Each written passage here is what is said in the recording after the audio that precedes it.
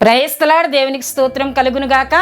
దేవుని బిడ్డలారా, దేవుని ప్రజలైన వారు, దేవుని బిడ్డలు ఏక మనసుతో వారు చేసిన ప్రార్థన అసాధ్యమైన పరిస్థితులను సహితము సాధ్యపరిచింది.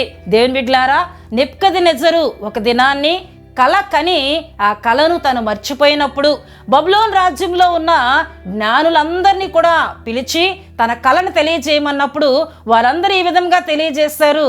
కలను చెప్పినట్లయితే దాని భావం మేము చెప్పగలం, కానీ కలను ఈ భూమి మీద ఎవ్వరూ కూడా చెప్పలేరని వారు తెలియజేసినప్పుడు నెబుకద్నెజరు అత్యాగ్రహం పొంది వారందరినీ కూడా హతమార్చాలని తను అనుకున్నాడు. అదే సమయంలో బబులోను సామ్రాజ్యంలో దానియేలు, షద్రకు, మేషకు, అబేద్నెగోలు వారు కూడా జ్ఞానులతో చేర్చబడి ఉన్నారు గనుక జ్ఞానులతో వారు నశింపకుండా ఉండాలి అంటే ఆ కలను కలభావాన్ని తెలియజేయాలి గనక వీరు నలుగురు కలిసి ఏక మనసుతో దేవుని సన్నిధిలో ప్రార్థన చేయగా దేవుడు దానియేలునకు ఆ కలను కలభావమును తెలియజేసినట్లు దేవుని వాక్యంలో చూస్తాం. దేవుని బిడ్డలారా, దేవుడు అసాధ్యమైన పరిస్థితులను సాధ్యపరచగలరు. అంతేకాకుండా ఎస్తేరు, తన పనికత్తెలు, మొర్దెకై, యూదా వారందరూ కలిసి చేసిన ఉపవాస ప్రార్థన యూదులందరూ సంహరింపబడాలన్న రాజాజ్ఞను సైతం మార్చివేసింది.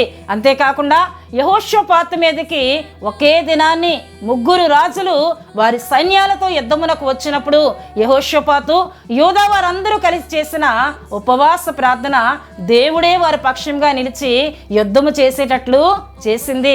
గనుక దేవుని బిడ్డలారా, మనం ఏక మనసుతో ఏకాత్మతో మనం ప్రార్థించినట్లయితే అసాధ్యమైన పరిస్థితులను సైతము సాధ్యము చేయగలిగిన వాడు మనం ఆరాధిస్తున్న యేసుక్రీస్తు ప్రభువారై ఉన్నారు. ఆమేన్.